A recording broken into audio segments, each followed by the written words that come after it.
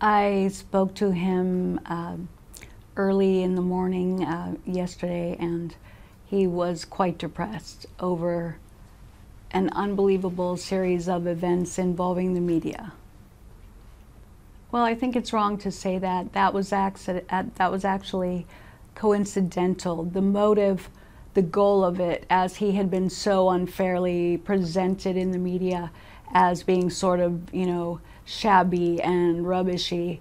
I think photographers purposely looked for the most unflattering photographs. They took photographs of locations, houses that are not even his.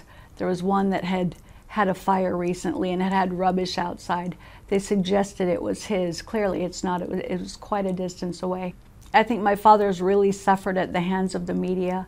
They've presented him in the most horrible ways, highly inaccurate, and the goal of those photographs was basically because he was feeling defenseless.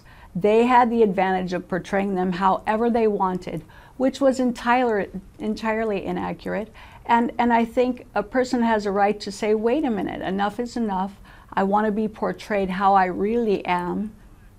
The mistake that he made was refusing to do interviews and allowing the media to absolutely rake him over the coals to the extent that he was defenseless and they had distorted his image. It was entirely unjust, and I think he had the right to defend himself and get to the point where he wanted to say, no, they have an obligation, an ethical obligation to allow me to be portrayed as I am, living a healthy lifestyle, not caught in unflattering positions as media vultures had done, and that was the goal. He was living a very quiet, peaceful life, not as a recluse, not as a, he's a very intelligent man. He's been gregarious and worked in entertainment for 40 years. He wanted peace and quiet. He was avoiding the media. He had spoken with press and was doing just that.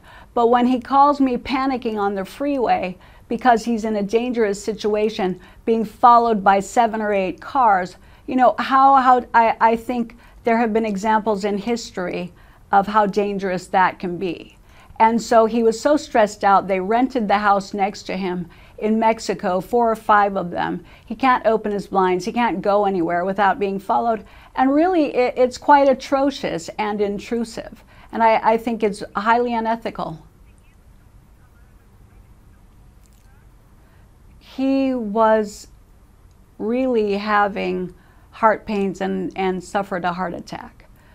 It was an unbelievable amount of stress. By his report, they were stabilizing him. I think he wants to go to the hospital and get checked out. I don't know as of today what his plans are, but there's a very real concern. I wanted to see him go. I didn't want him deprived of that, but clearly the priority should be whether or not it's safe for him to do that. So that's where we're at. I declare before you all that my whole life, whether it be long or short, shall be devoted to your service and to the service of our great imperial family to which we all belong.